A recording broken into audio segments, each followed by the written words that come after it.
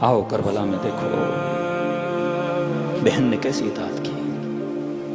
مولا حسین جا رہے ہیں میدان کارزار میں، فرمایا بہن زینب میرے جانے کے بعد تیرا امام زین العابدین ہے.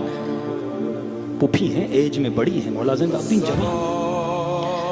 کسی نے میرے چوتھے امام سے پوچھا مولا سب سے مشکل گھڑی کربلا کی؟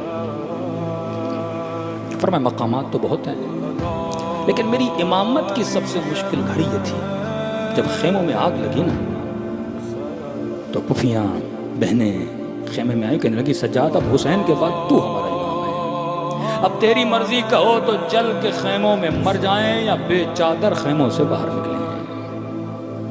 کا پہلا حکم امامت یہ دیا کہ پھوپھی اماں خیموں سے باہر نکلیں. جوان ہے لیکن سیدہ زینب اطاعت کر رہی ہیں. عباس علمدار وفا کا عالم یہ کہ اپنے امام زمانہ کی اطاعت کی. جب تک معاشرے میں اپنے رہبروں کی اطاعت نہیں کرو گے، واحد لیڈرشپ کے نیچے نہیں آؤ گے، نظام امامت میں نہیں چلو گے، کامیابیاں نہیں ملیں گی.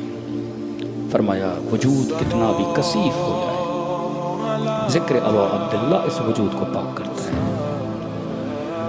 امام زمانہ کسی عالم کے خواب میں آئے، فرمایا کہ جس مجلس میں ان دو بیویوں کے مسائل ہم ضرور آتے ہیں. مولا کون سی بیویاں؟ فرمایا ایک ننھی سی سکینہ کے مسائل،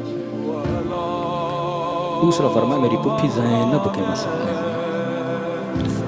آئیے آج خدا کو سیدہ زینب کا واسطہ دیں اور دعا کریں خدا اس بی بی کے صدقے میں ہم سب کی خطاؤں کو درگزر فرمائے، ہم سب کے گناہوں کو معاف فرمائے.